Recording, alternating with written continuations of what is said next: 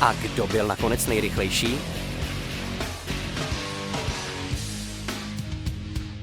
F1 závodu, tedy nejrychlejší ženou, se s časem 5 minut 31 vteřina 487 tisícin stala Helena Plíhalová, zástupkyně vodárenské akciové společnosti divize Třebíč.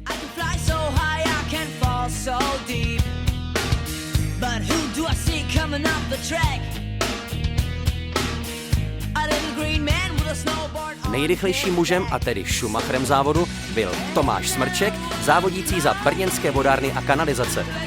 S časem 5 minut 23 vteřiny 398 tisícin jasně zvítězil o téměř 2 sekundy před všemi ostatními muži.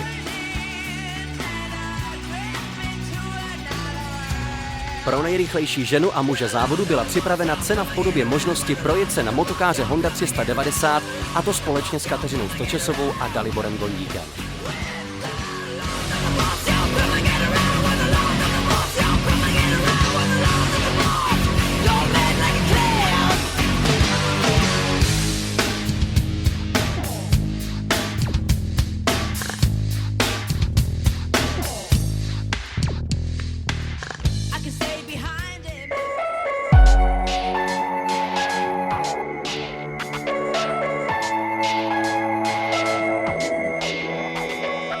Po náročném celodenním zápolení se závodníci přesunuli do Park hotelu v Novém Boru, kde na ně čekalo bohaté občerstvení, slavnostní vyhlášení výsledků a pak zábava do brzkých ranních hodin.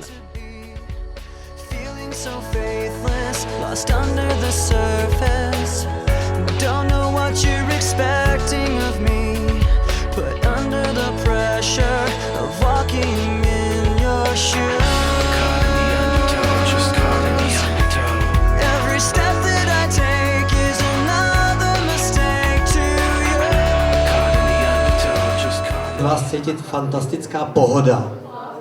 A prosím vás, o tom to všecko je. O tom navodit si pohodičku, klid, odreagovat se a trošičku si užít. Dodám ještě možná jenom jedno slovo. Pepík říkal příští rok. A já doufám nejenom příští rok, ale ještě i za další rok a za další rok a za další rok. Takže Avril Speed určitě má už tradici a má velkou budoucnost.